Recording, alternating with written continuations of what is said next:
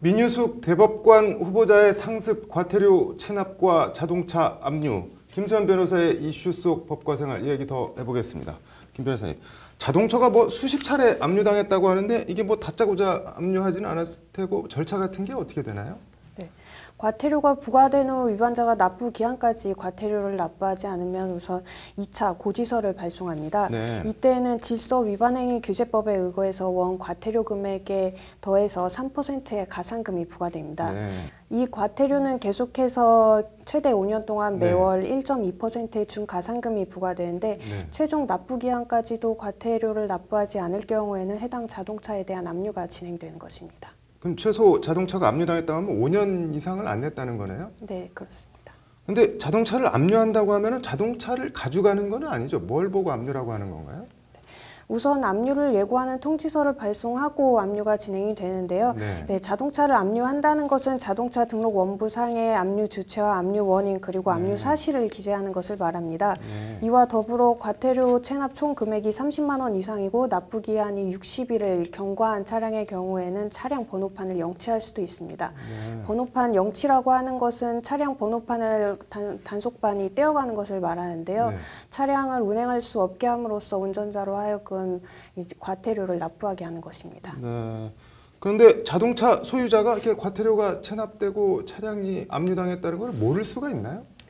그럴 수는 사실 없습니다. 왜냐하면 통상 지자체나 이 경찰은 계속해서 체납자에게 고지서와 문자 메시지로 납부를 통보하고 또 등기 우편으로 압류 예고 통지를 하기 때문에 이 체납자가 압류 사실을 몰랐다는 것은 사실 있을 수가 없습니다.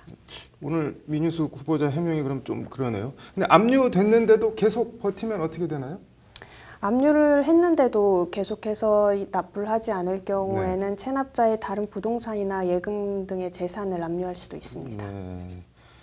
이 압류된 상태에서 자동차를 팔 수가 있나요? 압류가 이미 된 자동차를 매매하고자 할 경우에는 과태료를 먼저 납부해야 되기 때문에 사실 과태료를 납부하지 않고서는 매매를 할 수는 없습니다.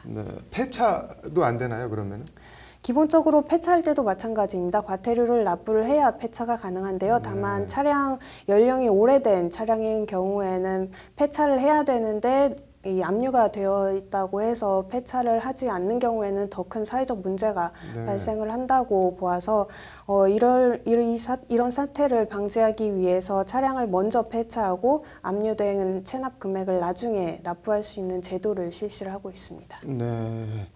그러면은 과태료가 체납됐는지 뭐 차량이 압류됐는지 확인해서 해소하려면 뭐 어떻게 해야 되나요?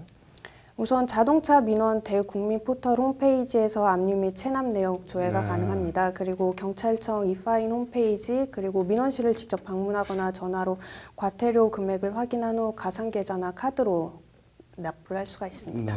오늘 말씀 잘 들었고 내년부터 자동차 번호판이 바뀐다고 하는데 그 얘기 내일 더 들어보겠습니다. 잘 들었습니다.